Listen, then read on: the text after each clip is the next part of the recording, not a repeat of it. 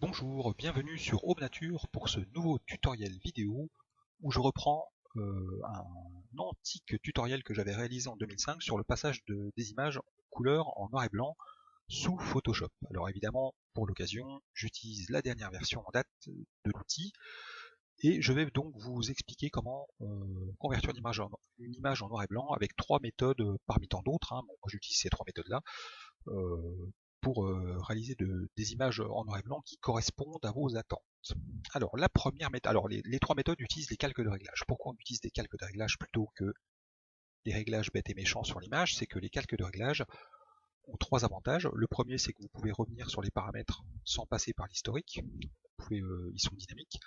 Le deuxième avantage, c'est que vous pouvez les dupliquer d'une image à une autre. Et le troisième avantage, c'est que vous pouvez les scripter, donc créer un script que vous pourrez enregistrer, donc faire une action, et vous pouvez très bien appliquer votre script et revenir dynamiquement sur les paramètres que votre script aura déjà préappliqués. Donc ça peut être intéressant pour gagner du temps, notamment. Voilà. Donc, première méthode, celle des calques de réglage teinte saturation. Donc je vais créer un premier calque teinte saturation, que je vais renommer d'ailleurs en désaturation. Et comme son nom l'indique, je vais l'utiliser pour désaturer mon image. Je vais resélectionner mon arrière-plan, j'en recrée un deuxième, teinte saturation, et celui-là je vais l'appeler réglage, tout simplement. Alors, l'écran teinte saturation permet de travailler sur des plages de couleurs. On a tout le spectre de couleurs, et par exemple, je vais là sélectionner les jaunes, que je vais étendre un petit peu au vert. Voilà, ce qui va correspondre à l'arrière-plan de ma photo. Donc ça, je voudrais, sur ma version noir et blanc, l'éclaircir, parce que sur l'original, ça me semble à l'œil beaucoup plus clair que ce que j'ai là. Donc là, je vais travailler sur la luminosité. Voilà. Donc là, je vais éclaircir mon arrière-plan. Au même titre, je pourrais très bien travailler sur les rouges, l'étendre un peu aussi également. Voilà, donc ça va correspondre à l'oiseau. Et je pourrais ombrer un peu l'oiseau. Voilà, donc j'obtiens une version acceptable de ma photo. Voilà, donc ça c'est quand même intéressant quand vous avez des plages de couleurs bien définies sur vos images. Les deux autres méthodes diffèrent un petit peu, vous allez le voir. Donc je vais vous expliquer directement la seconde méthode, qui est la plus connue, qui passe toujours par un calque de réglage et qui est la méthode du mélangeur de couches. Alors le mélangeur de couches, lui, permet, alors quand on travaille en couleur, il permet de travailler sur chaque composante,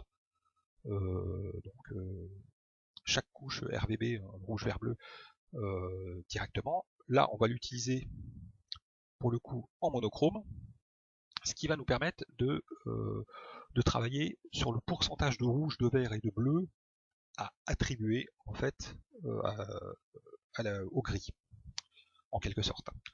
Donc là, alors l'avantage de ce mode, c'est que il y a quelques années, un certain nombre de photographes se sont amusés à essayer de trouver des réglages qui permettaient d'obtenir des images se rapprochant le plus de certains types de diapos.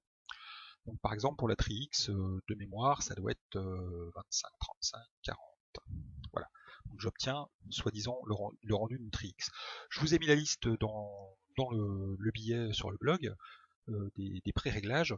Vous pouvez les essayer. Alors bon, moi personnellement, je n'ai jamais touché une pellicule de ma vie, je suis un petit genou de la photo, donc je n'ai aucune idée du rendu des diapos et des pellicules. Je travaille plus au feeling que sur des pré-réglages. Mais bon, on peut obtenir des choses très très sympas avec le mélangeur de couches. Moi, c'est ce que j'utilise le plus parce que ça va assez vite. Et franchement, on obtient de très très bons résultats.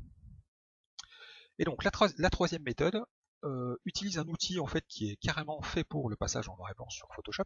Donc, il suffit de créer simplement un calque de réglage noir et blanc. Alors là, voilà, ça convertit direct en noir et blanc.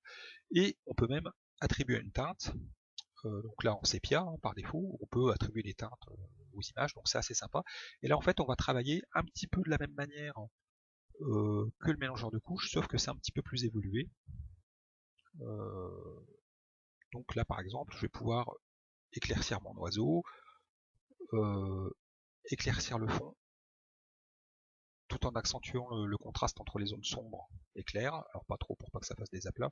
Voilà, bon, on peut vraiment faire des trucs vraiment sympas. Si je veux faire ressortir le bleu de l'aile ici, je peux le foncer ou l'éclaircir, peu importe.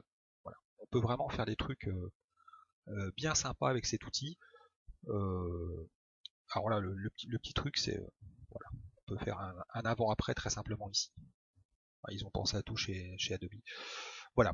Donc cette méthode-là, bon, moi je l'ai pas encore trop utilisée, mais je pense que sur mes prochaines séries noir et blanc, enfin mes prochains tirages noir et blanc, je pense que je passerai par cet outil. À savoir que je ferai un tutoriel aussi sur la conversion noir et blanc sous Adobe Lightroom, que j'utilise de plus en plus pour ça, parce que c'est super bien fait aussi dans Lightroom, voire peut-être même plus que dans Photoshop. Voilà, donc c'est la fin de ce tuto. À très bientôt sur Aube Nature.